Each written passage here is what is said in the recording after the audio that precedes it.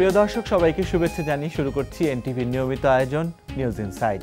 আমাদের চারপাশে ঘটে যাওয়া গুরুত্বপূর্ণ ঘটনা কিংবা বিশেষ কোনো বিষয় নিয়ে আমাদের আয়োজন। দর্শক, আজকে আমাদের মাঝে উপস্থিত আছেন বিএনপি স্থায়ী কমিটির সদস্য ডক্টর আব্দুল মঈন খান। জাতীয় নির্বাচনকে কেন্দ্র করে বিএনপির প্রস্তুতি, দেশের চলমান বিভিন্ন ইস্যু সহ রাজনৈতিক দলটির বিভিন্ন ভাবনা নিয়ে আমরা কথা বলবো।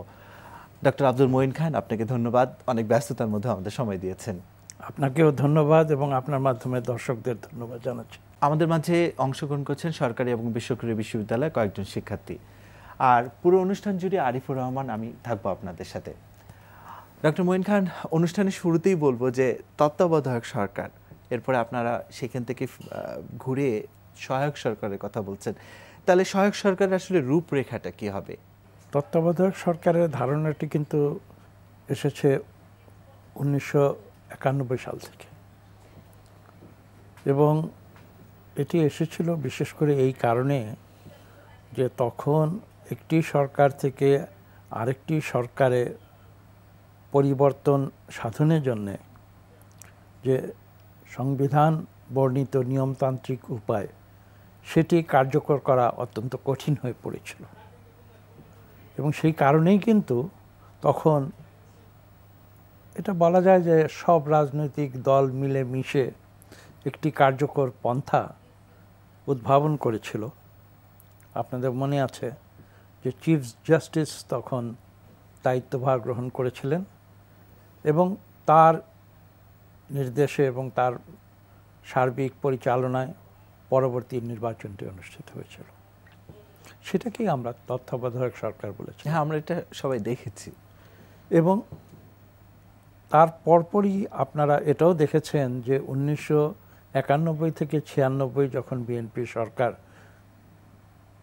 ছিল, তার শেষ দিকে 95, 96 এবং 94 শেষ দিক থেকেই তখনকার বিরোধী দল আওয়ামী লীগ একটি আন্দোলন শুরু করেছিল, এবং যে আন্দোলনের মূল কথা ছিল তত্ত্বাবধায়ক সরকার। অনেকে এটাও বলেন যে তত্ত্বাবধায়ক সরকারের যে ধারণাটি সেটি জামাত এনেছিল এবং পরবর্তীতে আওয়ামী লীগ নাকি সেটাকে হাইজ্যাক করে নিয়ে যায়। বাস্তবতা যাই হোক, প্রশ্নটি উঠেছিল এই কারণে যে একটি রাজনৈতিক সরকার যদি ক্ষমতায় থেকে একটি নির্বাচন পরিচালনা করেন, তাহলে সেখানে পক্ষপাতিত্বের সমস্যা থেকে যায়। এবং বিশেষ করে একটি সরকার যদি নির্বাচন পরিচালনা করেন, তাহলে অনেক সময় এটা দেখা গেছে, বিশেষ করে আমাদের এই দেশে এবং এই অঞ্চলে, যে তাদের যদি নির্বাচন পরবর্তী কোনো স্টেক থাকে, তাহলে কিন্তু সেই কারণে তারা নির্বাচনটিকে প্রভাবিত করতে চেষ্টা করে। এবং এ থেকে উত্তরণের জন্যই কিন্তু সব রাজনৈতিক দলের মতামত নিয়েই এই তত্ত্বাবধায়ক সরকারের ধারণাটি এসেছিল। কিন্তু পরবর্তীতে আমরা কি দেখলাম, 2001 সালেও কিন্তু তত্ত্বাবধায়ক সরকারের অধীনে নির্বাচন হয়েছিল, এবং পরবর্তীতে যখন আওয়ামী লীগ সরকার 2011 সালে সংবিধান সংশোধন করে, তখন দেখা গেল তাদের নিজেদের যে প্রবর্তিত একটি চিন্তাধারা, সেই চিন্তাধারা থেকে তারা সরে এসেছে। সহায়ক সরকার বিষয় নিয়ে আমাদের কাছে একটি রিপোর্ট আছে, আমরা সেটা এখন দেখে আসবো। 2011 সালে সংবিধান থেকে তত্ত্বাবধায়ক সরকার ব্যবস্থা বাতিলের পর থেকে তা পুনর্বহালের দাবিতে আন্দোলনের নামে বিএনপি। শেষ পর্যন্ত এ দাবিতে অনড় থেকে 2014 সালের 5 জানুয়ারির 10ম সংসদ নির্বাচন বর্জন করে তারা। তবে একাদশ জাতীয় নির্বাচনকে সামনে রেখে সেই অবস্থান থেকে সরে এসে দলটি বলছে, তত্ত্বাবধায়ক নয়, সহায়ক সরকার চায় তাদের দল এবং জোট। এটি কি শুধুই নামের পরিবর্তন নাকি নতুন কোনো ধারণা, তা শীঘ্রই খোলাসা করতে যাচ্ছে দলটি। ইতিমধ্যেই দলের স্থায়ী কমিটির কয়েকজন সদস্য এবং বিশেষজ্ঞদের নিয়ে গড়া কমিটি তৈরি করেছেন তার রূপরেখার কয়েকটি খসড়া। এই রূপরেখাটা বেশ কয়েকটি অপশান আছে, বিকল্প আছে, কোন প্রস্তাবটা সকলের কাছে গ্রহণযোগ্য হবে বা কোন প্রস্তাবটা বাস্তবায়নযোগ্য, এটা আমরা এখনও চূড়ান্ত করিনি। আমাদের নেত্রী লন্ডনে যাওয়ার সম্ভাবনা আছে, তাইলে হয়তো একটু দেরি হতে পারে, তিনি বিদেশ থেকে ফিরে হয়তো এই রূপরেখাটা দিতে পারেন। নির্বাচনের সময় এমন একটি সরকার চাই, যেই সরকারের রাজনৈতিক কোনো অভিলাষ থাকবে না। এখানে আমরা কোনো এমন কিছু বলবো না যেটা ইররেশনাল, যেটা অযৌক্তিক। এমন কোনো প্রস্তাব আমরা দিতে পারি না বা দেওয়া উচিত হবে না যেটা অবাস্তব, যেটা হয়তো সম্ভবপর নয়। বিএনপির সিনিয়র নেতারা বলছেন, সহায়ক সরকারের রূপরেখায় বিএনপির দাবি তুলে ধরা হলেও সমঝোতার জন্য আলোচনার দ্বারও খোলা থাকবে। আলোচনার ভিত্তিতে হয়তো অন্য অপশান আলোচনার টেবিলে হতে পারে। কোনো প্রস্তাব দেওয়া হয়, সেখানে আলোচনা হবে না, আমাদের প্রস্তাবকেই মানতে হবে, ওই ধরনের কিন্তু দাবি বিএনপির মতো মধ্যমপন্থী গণতান্ত্রিক দল করে না, করা উচিতও না। সেই জন্য আমরা বলছি আলোচনার সুযোগ থাকবে। এই প্রস্তাবনাটা হচ্ছে মূলত একটি মুক্ত আলোচনার একটা ক্ষেত্র সৃষ্টি আমরা করতে চাই। এটা কোনো একটি দলের কোনো গোষ্ঠীর সিদ্ধান্তে নির্বাচন ব্যবস্থা হতে পারে না। সুতরাং এটা একটা জাতীয় সিদ্ধান্ত এবং জাতীয় ঐক্যমতের পরিপ্রেক্ষিতে হতে হবে। তবে সমঝোতায় সমাধান না হলে দাবি আদায়ের জন্য রাজপথই হবে একমাত্র পথ, এমন হুঁশিয়ারিও দেন তারা। আমরা দেখলাম সহায়ক সরকার নিয়ে একটি রিপোর্ট। তার আগে এই রিপোর্টটার মানে বিপরীতে আপনার মন্তব্য শোনার আগে বলবো যে কেন 2011 থেকে এই তত্ত্বাবধায়ক সরকারের এই জায়গা থেকে আওয়ামী লীগ পিছিয়ে গেল। এটা কিন্তু অত্যন্ত স্পষ্ট। সাদামাটা কথায় বলতে গেলে সম্ভবত আওয়ামী লীগ বুঝতে পেরেছিল যে যদি একটি নিরপেক্ষ নির্দলীয় সরকারের অধীনে একটি সুষ্ঠু নির্বাচন হয় তাহলে তারা নির্বাচনে জিততে পারবে না। এছাড়া অন্য কোনো যুক্তি দিয়ে তত্ত্বাবধায়ক সরকার প্রথা বাতিল করা বাংলাদেশের মানুষ কিন্তু এটা গ্রহণ করার কোনো কারণ নেই। তাহলে এখন মানে আপনাদের বিএনপি স্থায়ী কমিটির কয়েকজন সদস্যের সাথেও আমরা কথা বলেছি, এই রূপরেখা সম্পর্কে আপনি যদি বলতেন। রূপরেখাটি আপনারা একটু আগে শুনেছেন যে কিছুদিন পরে আমরা সেটা আমাদের দেশের মানুষের সামনে আমরা তুলে ধরব। সেখানে বিষয়টি হচ্ছে এই যে এমন একটি সরকার ব্যবস্থা আসতে হবে, প্রথমত সেটা মোটামুটি সব রাজনৈতিক দলেরই সম্মতি এই ব্যবস্থায় থাকতে হবে। এটা আমরা চিন্তা ভাবনা করেই আমরা সেই রূপরেখাটি দেব। এটা আপনারাও একটু আগে শুনেছেন, যেটা একতরফা কোনো বিষয় নয়।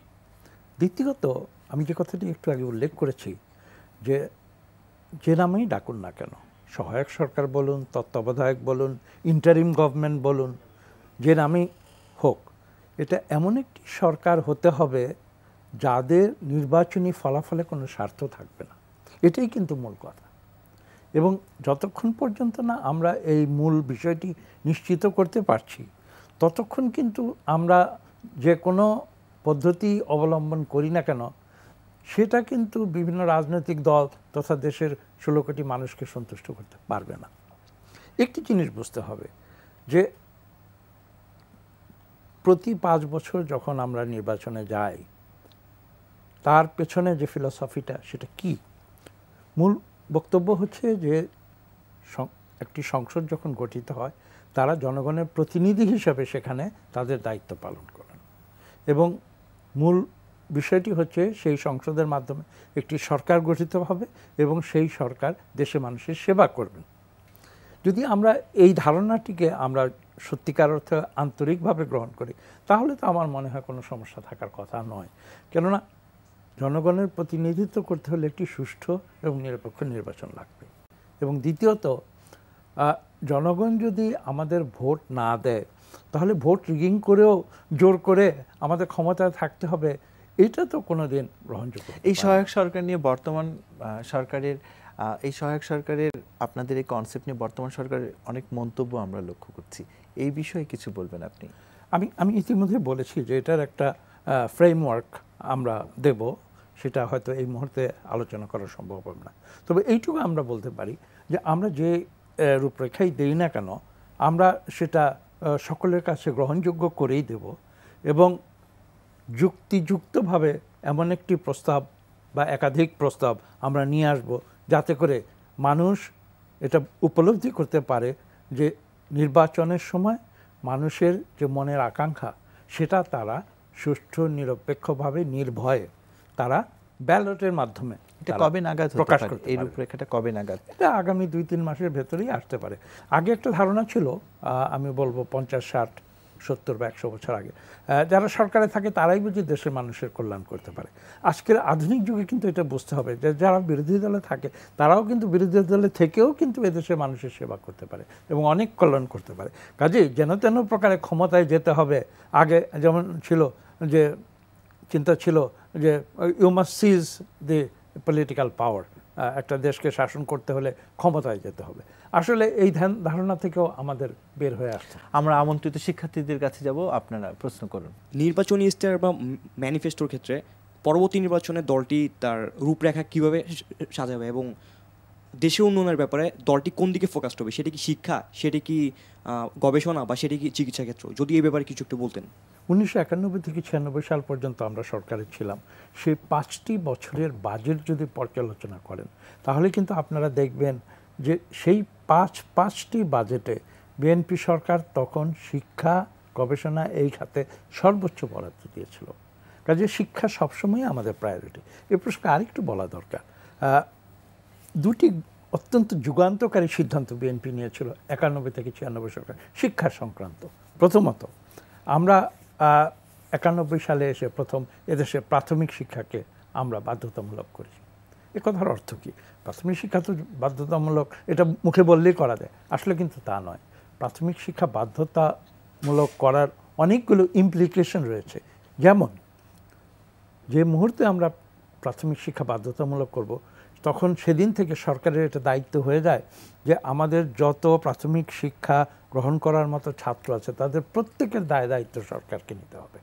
এটা কিন্তু 1947 সালে ব্রিটিশ সরকার থেকে তখনকার পাকিস্তান স্বাধীন হওয়ার পর থেকে শুরু করে এবং পরবর্তীতে 1971 সালে বাংলাদেশ স্বাধীন হওয়ার পর থেকে শুরু করে 1991 সাল পর্যন্ত কখনো এই সিদ্ধান্ত কোনো সরকার সাহস করে নিতে পারেনি।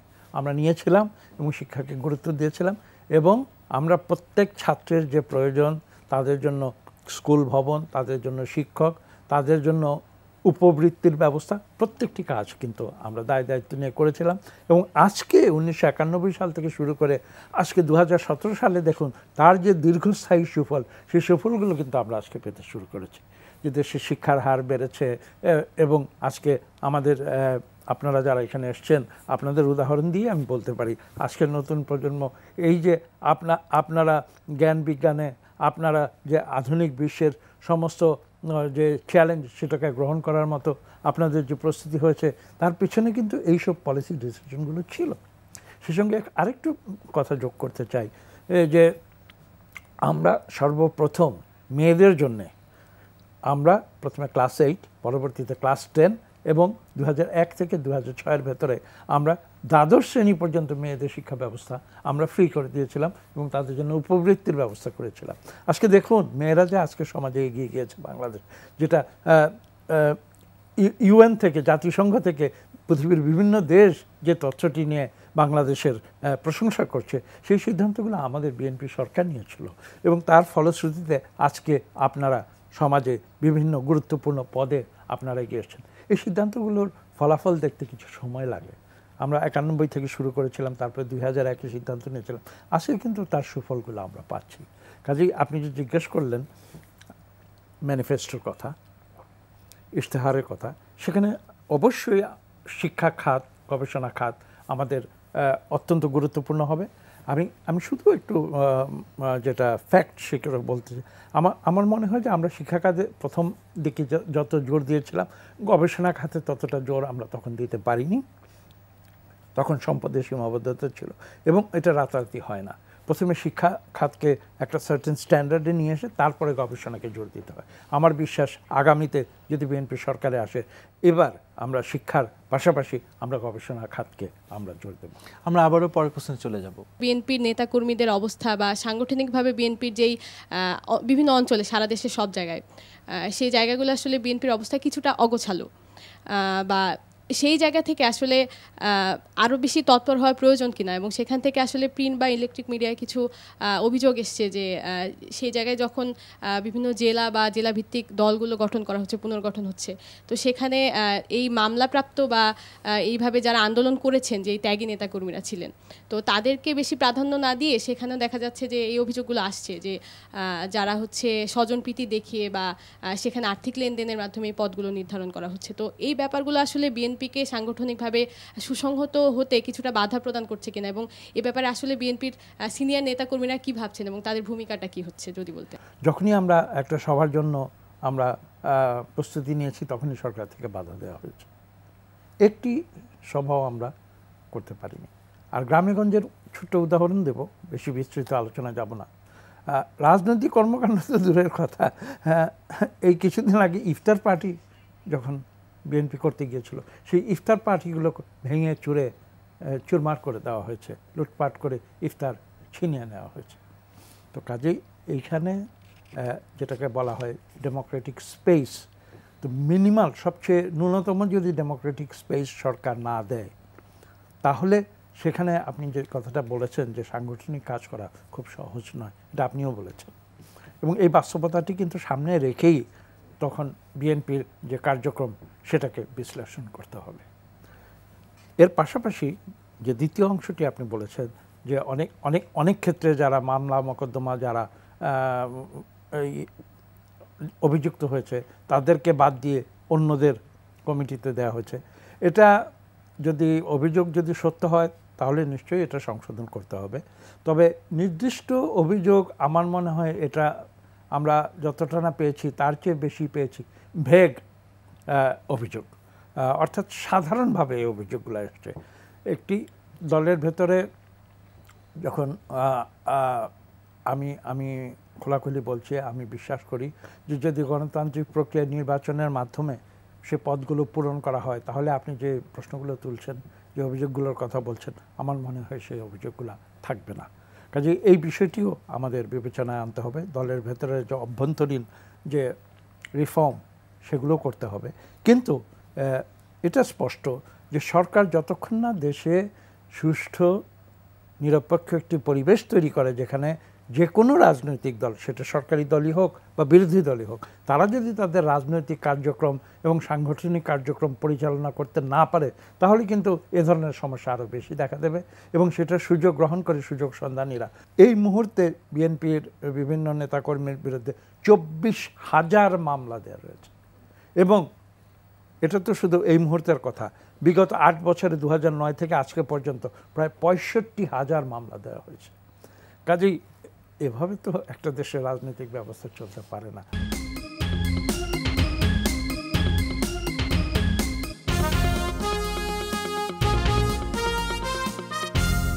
আগে বললেন যে সহায়ক সরকারের একটা রূপরেখা 2-3 মাসের মধ্যেই আপনারা সবার সামনেই তুলে ধরবেন, সেক্ষেত্রে একটা আলোচনার পরিবেশ তৈরি হবে বা সরকারের বিভিন্ন মুভমেন্ট তৈরি হবে।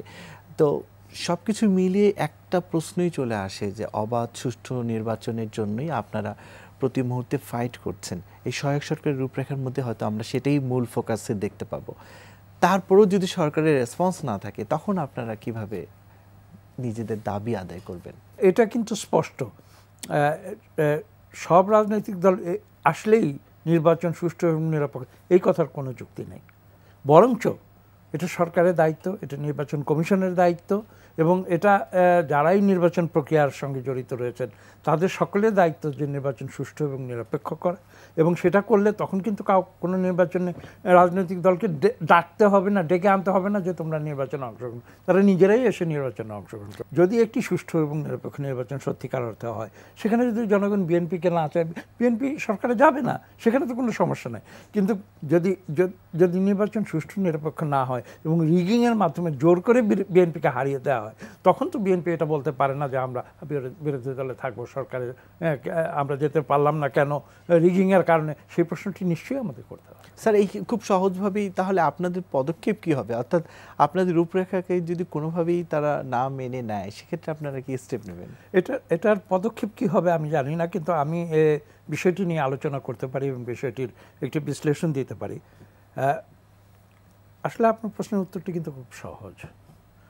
সরকারকে উপলব্ধি করতে হবে যে একতরফা রিগিং করে নির্বাচন করে সরকারে আসলে তাতেই সব সমস্যার সমাধান হয়ে যায় না। বরঞ্চ আপনারা সম্প্রতি শুনেছেন যে আওয়ামী লীগের কাউন্সিলের সময় আওয়ামী লীগের সর্বোচ্চ পর্যায় থেকে একটি কথা এসেছে যে আমরা আগামীতে আর প্রশ্নবিদ্ধ নির্বাচন করতে চাই না। তাহলে আওয়ামী লীগ কী বলল?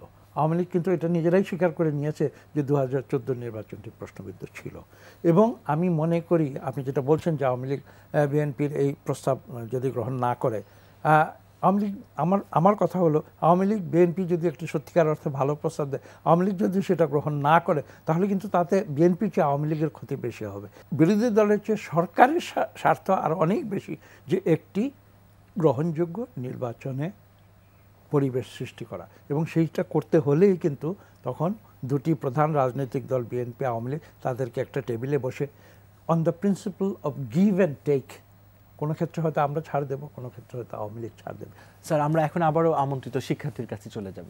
আওয়ামী লীগের বর্তমান যে পলিসিটা রয়েছে, পলিসিগত দিক থেকে ভিশন 2030 এক্স্যাক্টলি ঠিক আলাদা কোন দিক দিয়ে? আমার প্রশ্নটি হচ্ছে আপনার মানে এই এক্সক্লুসিভিটিটা মানে ঠিক কোন জায়গায়, যে কারণে আমরা আপনাদের সমর্থন করব? যদি রাজনৈতিক দলগুলো দেশের মঙ্গল চায় তাহলে কিন্তু ওভারঅল যে পলিসি হবে সেটা কিন্তু যে রাজনৈতিক দলই করুক না কেন মোটামুটি তার মধ্যে একটা মিল সামঞ্জস্য থাকবে।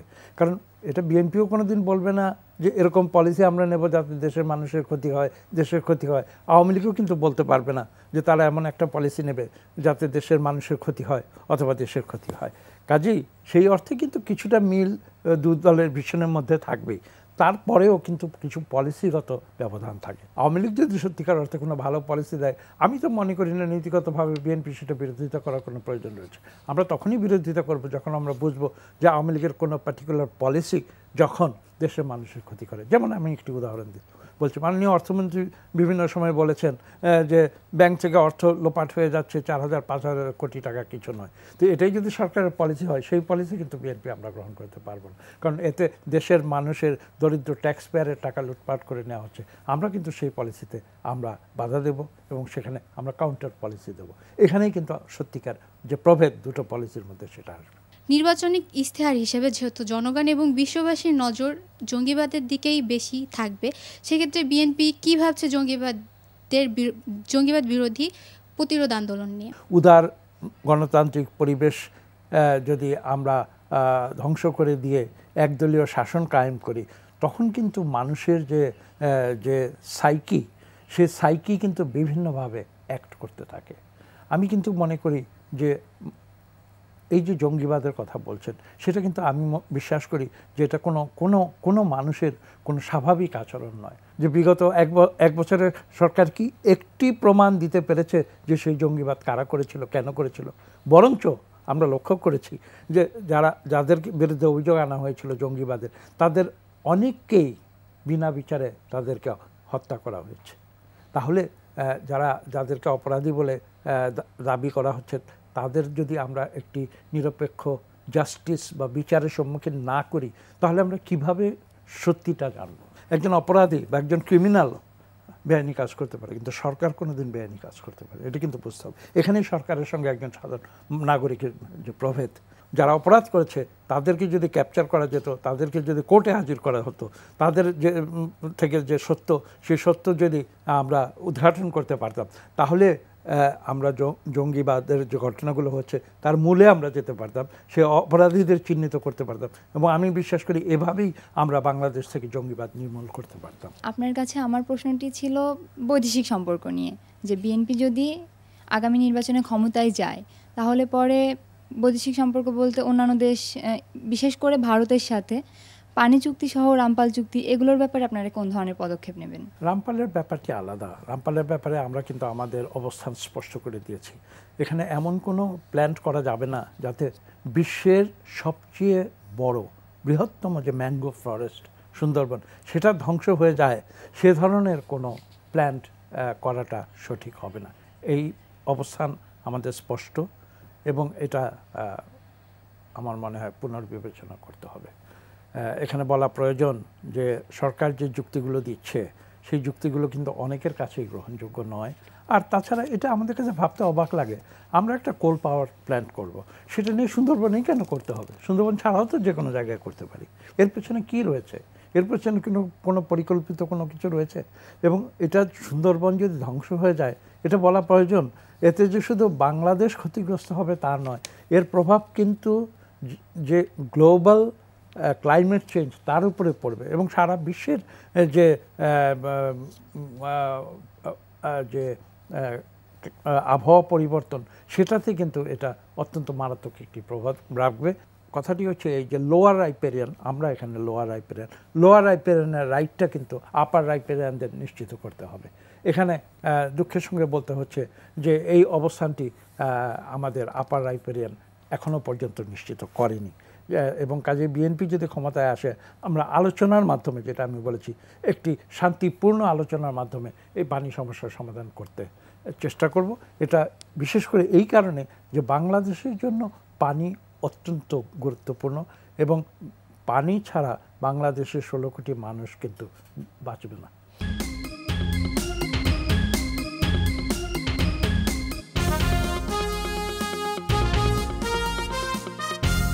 দর্শক, এখন আমরা কথা বলবো জাতীয় নির্বাচনকে সামনে রেখে বিএনপির মতো একটা বৃহৎ রাজনৈতিক দলের পরিকল্পনা এবং এই জোট সম্প্রসারণের বিষয় নিয়ে।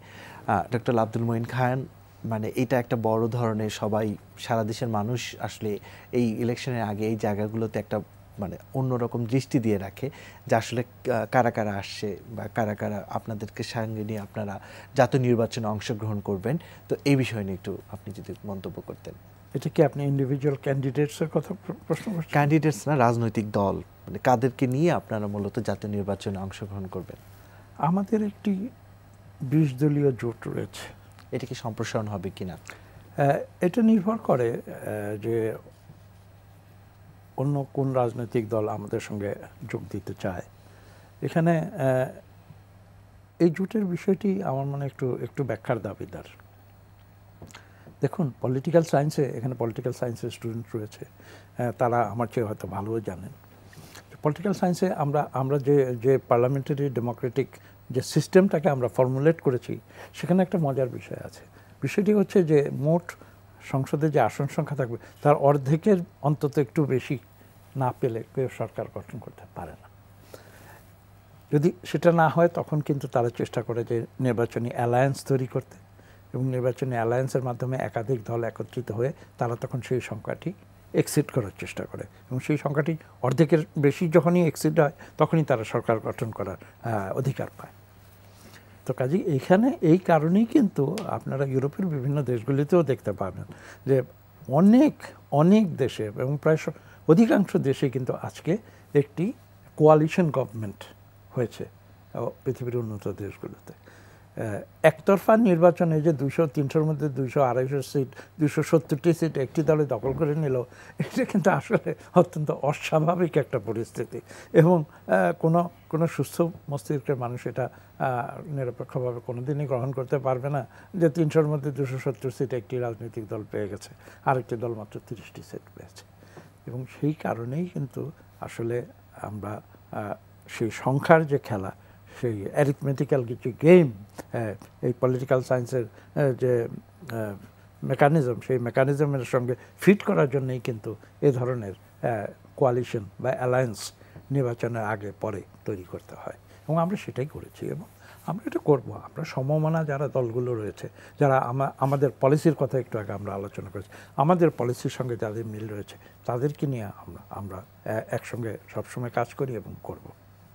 কিন্তু আদর্শের জায়গা থেকে আপনি এরই মধ্যে একটি রাজনৈতিক দলের কথা বলেছেন যেটা 20 দলীয় জোটের সাথে আছে, যে আপনাদের আদর্শের সাথে তাদের আদর্শের জায়গা একটা অমিলের কথা বলেছেন। এটা কথাটা অপ্রিয় হলেও সত্য যে নির্বাচনী অ্যালায়েন্স কিন্তু সচরাচর আদর্শের ভিত্তিতে খুব কমই হয়। যেমন আমি অত্যন্ত স্পষ্ট এবং পরিষ্কার কয়েকটি উদাহরণ দিতে পারি। যেমন বিলেতে ক্যামেরনের সময় যে কোয়ালিশনটি হয়েছিল সরকার গঠন করার জন্য, সেটা লিবডেম এবং কনজারভেটিভদের মধ্যে হয়েছিল। লিবডেম এবং কনজারভেটিভদের মধ্যে আদর্শগত সম্পূর্ণ বিপরীতমুখী অবস্থান, তারপরেও কিন্তু তারা সেই কোয়ালিশনটি করেছিল। টেরেসা মে যে কোয়ালিশনটি করেছে নর্দার্ন আয়ারল্যান্ডের একটি গ্রুপের সঙ্গে, তাদের সঙ্গেও যে তাদের আদর্শগত খুব একটা মিল রয়েছে তা নয়। এবং এমনকি এটাও আমি শুনেছি যে লিবডেম তারা উদারনৈতিক দল হওয়া সত্ত্বেও প্রয়োজনে বর্তমান কনজারভেটিভ সরকারকে কোনো কোনো ক্ষেত্রে সমর্থন দিতে পারে। না হলে পার্লামেন্টে যদি ভোট হয় এবং অর্ধেকের কম ভোট যদি পায় কনজারভেটিভরা, তারা কিন্তু সরকার গঠনের অধিকার হারিয়ে ফেলবে এবং সরকার কোলাপস হবে এবং আরেকটি নির্বাচনে যেতে হবে। কাজেই এই যে ফ্রেমওয়ার্ক, পলিটিক্যাল ফ্রেমওয়ার্ক, এবং আমরা এটা যে পার্লামেন্টারি পদ্ধতি আমরা বিশ্বাস করি, এইটা কিন্তু আসলে আমেরিকার প্রেসিডেন্সিয়াল পদ্ধতি থেকে একটু ভিন্ন, এবং সেই কারণেই কিন্তু এই কোয়ালিশনের প্রশ্নগুলো আসছে। আপনারা দেখুন, আমেরিকায় কিন্তু কোয়ালিশন বলে কিছু নাই এবং সেখানে এই প্রশ্নটি আসে না। কাজে এটা আমরা বুঝতে হবে যে আমরা যে পদ্ধতিতে কাজ করি, একটা রুলস অফ দ্য গেম বলে, যেটাকে একটা ফুটবল খেলতে গেলেও কিন্তু কিছু নিয়ম মেনে ফুটবল খেলতে হয়। তো রাজনীতির ক্ষেত্রেও সে কথাটি সত্য, আমাদের কতগুলি বেসিক রুলস মেনে আমাদের সামনের দিকে এগিয়ে যেতে হয়। এবং সেই কারণে আমি যেটা বলেছি যে অ্যারিথমেটিক যে অ্যাডভান্টেজ, সেটা অনেক সময় এবং অধিকাংশ সময় আদর্শগত দিকে চেয়ে বড় হয়ে ওঠে। স্যার, আমি আরেকটু ফিরে আসবো নির্বাচন এবং তরুণ প্রজন্ম নিয়ে, ওই জায়গাটাতে একটু ফিরে আসতে চাই। কারণ হচ্ছে আমরা বর্তমানে যে অবস্থানে রয়েছি, আমরা আসলে এই যে প্রশ্ন ফাঁস, তারপরে হচ্ছে মেডিকেলের প্রশ্ন ফাঁস থেকে শুরু করে নানা ধরনের শিক্ষা ব্যবস্থায় নানা সমস্যার পরাকাষ্ঠাগুলো পার করে এসেছি। তো প্রশ্নটা হচ্ছে ঠিক এই জায়গায় যে বিএনপির যে ভিশন 2030, সেখানে শুধুমাত্র শিক্ষাক্ষেত্রে বরাদ্দ বাড়ানোর কথা বলা হয়েছে। তবে বরাদ্দ বাড়ানোর সাথে সাথে দুর্নীতি হয়েছে পূর্ববর্তী সময়ে, এসব আমরা দেখেছি। তো শুধুমাত্র বরাদ্দ বাড়ানোর মাধ্যমে কি এই শিক্ষা ব্যবস্থার সমস্যাগুলো সম্ভব কিনা? আর দ্বিতীয়ত স্যার যে কথাটি বলতে চাচ্ছি সেটি হচ্ছে যে আমাদের বর্তমান যে তরুণ প্রজন্ম, তারা এই জায়গাটি নিয়ে অনেক বেশি উদ্বেগ প্রকাশ করছে। তো ভবিষ্যতে আমাদের পরবর্তী নির্বাচনের অধিকাংশ ভোটার হচ্ছে এই তরুণ সমাজ। তো তাদেরকে আকৃষ্ট করতে বিএনপির শুধুমাত্র বরাদ্দের বাইরে আর কোন কোন পলিসিগুলো থাকবে বলে আমরা আশা করব? তরুণ প্রজন্ম, এটা তো আপনাদের জন্য অবশ্যই ধন্যবাদ। অত্যন্ত রেলেভেন্ট প্রশ্নটি করেছেন এবং তরুণ প্রজন্মের প্রশ্নটি এখানে তুলে এনেছেন। এখানে একটি বিষয় স্পষ্ট করতে চাই আমি, না শুধু বরাদ্দ দিয়ে যে কেবল শিক্ষা ব্যবস্থার উন্নয়ন করা যায় সেটা নয়, কিন্তু অঙ্কের ভাষায় যেটাকে বলে this is a necessary condition but not sufficient. কাজে এটা দিলেই যে অর্থ বরাদ্দ বেশি দিলেই যে শিক্ষা ব্যবস্থা ভালো হয়ে যাবে তার কথা নেই, কিন্তু শিক্ষা ব্যবস্থা ভালো করার জন্য কিন্তু বরাদ্দ, গবেষণার জন্য, শিক্ষার জন্য বরাদ্দ কিন্তু বাড়াতে হবে। এবং দুনিয়ার বিভিন্ন দেশে ন্যাশনাল যে domestic product, gross national GDP যাকে বলা হয়, তার একটি নির্দিষ্ট অঙ্ক, তার একটি নির্দিষ্ট শিক্ষা খাতে ব্যয় করা হয়। আমরা কিন্তু বাড়ানো সত্ত্বেও আমরা সে পর্যায়ে এখনও পৌঁছতে পারিনি। কাজেই আমাদের অর্থ বরাদ্দ দিতে হবে। তার সঙ্গে আমি মনে করিয়ে দিতে চাই যে 2001 থেকে 2006 কথাটাই মনে করিয়ে দিতে চাই। আপনারা জানেন যে নকল বিরোধী অভিযান, বিএনপির যে শিক্ষা প্রতিমন্ত্রী ছিলেন তিনি কিন্তু দিন রাত নকল বিরোধী অভিযানের সঙ্গে সরাসরি জড়িত হয়ে তিনি কিন্তু এমন একটি পরিবেশ সৃষ্টি করেছিলেন যে সে সময় কিন্তু এই নকলের কোনো অভিযোগ আসেনি, এবং আমরা গুরুত্বের সঙ্গে সেটা ফলো করেছিলাম। এই কারণে যে শিক্ষার মান যদি উন্নত না হয় তাহলে কেবল অর্থ দিয়ে বা সার্টিফিকেট দিয়ে কোনো লাভ হবে না। কাজেই আপনার প্রশ্নটি অত্যন্ত সঠিক, এবং আমরা অতীতে আমাদের সরকার যখন দায়িত্বে ছিল তখন আমরা এটা প্রমাণ করেছি যে আমরা নকল অথবা শিক্ষার ক্ষেত্রে কোনো ফাঁকি ঝুঁকি এটাকে আমরা অনুমোদন করি না এবং ভবিষ্যতেও আমরা করব না। শিক্ষার এই জায়গাটাতে আপনারা একটা ডিফারেন্ট ফোকাস দিয়ে তরুণ প্রজন্মকে কি আবার আকৃষ্ট করার জন্য যথেষ্ট সামনে? নিশ্চয়ই। তরুণ প্রজন্মের বিষয়ে একটি কথা বলি, এটা হয়তো একটু আনকনভেনশনাল হবে, তারপরেও বলি। নতুন প্রজন্ম আমরা সাধারণত বয়সের সীমারেখা দিয়ে আমরা চিহ্নিত করতে চাই, কিন্তু আমি এখানে আরেকটি বিষয় যোগ করব। নতুন প্রজন্ম কেবল বয়সের ব্যাপার নয়। আমি মনে করি আমি তাদেরই নতুন প্রজন্মের প্রতিনিধি বলবো যাদের নতুন আইডিয়া যাদের রয়েছে। কাজেই আমাদের শিক্ষার মাধ্যমে এবং আমাদের আজকে যে ইন্টারনেটের যুগ, সেই ইন্টারনেটের যুগের মাধ্যমে যে বিশ্বের সমস্ত তথ্য যে শালা, সেটা যখন আমাদের সামনে সেকেন্ডের ভেতরে উদ্ভাসিত হয়ে আসে, সেটা যদি আমাদের আজকের তরুণ প্রজন্ম সঠিকভাবে তারা অনুসরণ করে, তাহলে কিন্তু তারা তাদের মনটাকে, তাদের হৃদয়কে এবং তাদের দৃষ্টিভঙ্গিকে বড় করতে পারবে। আমি বিশ্বাস করি তখনই তারা সত্যিকার নতুন প্রজন্মের প্রতিনিধি হিসাবে নিজেদের প্রতিষ্ঠিত করতে হবে। পুরনো ধ্যান ধারণা নিয়ে যদি কোনো নবীন বা অল্প বয়স্ক কোনো ছেলে মেয়ে সামনের দিকে এগোতে চায় আমি তাকে নতুন প্রজন্মের অন্তর্ভুক্ত করব না। স্যার, এবার আমরা একটু অনুষ্ঠানে ভিন্ন দিকে যাব। এই প্রজন্মের কাছে আপনার যদি কোনো প্রশ্ন থাকে আপনি স্যার করতে পারেন। আসলে নতুন প্রজন্ম এমন দায়িত্ব পালন করবে আগামীতে যে তারাই কিন্তু এই দেশকে পরিচালনা করবে, এবং সেই জন্য তাদেরকে যথোপযুক্ত উন্নত মানের শিক্ষা নিয়ে তাদের প্রস্তুত হতে হবে, এটা আমি বিশ্বাস করি। এবং স্যার, আপনার প্রশ্ন থাকলে আমাদের দেশের ভবিষ্যৎ তাদের উপরেই নির্ভর করে। আমার প্রশ্নটি হচ্ছে এই যে তারা কি এই চ্যালেঞ্জ কি গ্রহণ করতে তারা মানসিকভাবে প্রস্তুত কিনা। স্যার ধন্যবাদ আবার আমাকে সুযোগ দেওয়ার জন্য। দেশকে আগানোর জন্য দেশের গবেষণা খাতে আমাদের অনেক বেশি ফোকাসড হতে হবে, কিন্তু যেটি বাংলাদেশের ব্যাপারে কন্ট্রাডিক্টরি, যেটি নাই। কারণ গবেষণা খাতে আমরা দেখছি তেমন বেশি সুযোগ পাচ্ছি না, যার কারণে যারা ভার্সিটি থেকে যারা স্টুডেন্ট বেরোচ্ছে তাদের 90%ই স্কলারশিপ নিয়ে বাইরে চলে যাচ্ছে, দেখা যাচ্ছে ইউএসএ বা কানাডা বা ইউকে এইসব জায়গায় চলে যাচ্ছে। তা আমি আশা করব যে যদি বিএনপি ক্ষমতায় আসে তাহলে যাতে গবেষণা খাতে যাতে অনেক বেশি বরাদ্দ বাড়ায়, এবং যদি গবেষণা খাতে বরাদ্দ বাড়ানো হয় তাহলে আমরা আশা করতে পারি যে দেশ গবেষণা খাতে অনেক বেশি আগাবে। এবং ভার্সিটি র্যাঙ্কিংয়ের যে ব্যাপারটি, যে এখন দেখা যাচ্ছে যে বাংলাদেশে কোনো ভার্সিটি মানে ওয়ার্ল্ডের টপ ক্লাসে মানে 2000-এর মধ্যে এখনো নাই। এর প্রধান কারণ হচ্ছে আমাদের গবেষণার ঘাটতি রয়ে গেছে। তাই আমি আশা করবো যে বিএনপি যদি ক্ষমতায় আসে তারা গবেষণার খাতে অনেক বেশি গুরুত্ব দিবে। এটি আমি এই বিষয়টি আগেই উল্লেখ করেছি যে গবেষণার বিষয়টি অত্যন্ত গুরুত্বপূর্ণ, এবং নিশ্চয়ই গবেষণার বিষয়টিকে জোর দিতে হবে।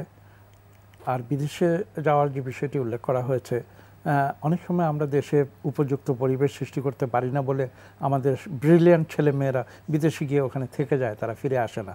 আমরা কিন্তু আজকে থেকে প্রায় 50 বছর আগে সিদ্ধান্ত নিয়েছিলাম যে আমরা বিদেশ থেকে উন্নত শিক্ষা নিয়ে দেশে ফিরে এসে দেশকে যতটুকু পারি আমরা দেব। আজকে ছেলেমেয়েদের নতুন প্রজন্মকেও কিন্তু সেই বিশ্বাসী হতে হবে, এটা আমি বিশ্বাস করি।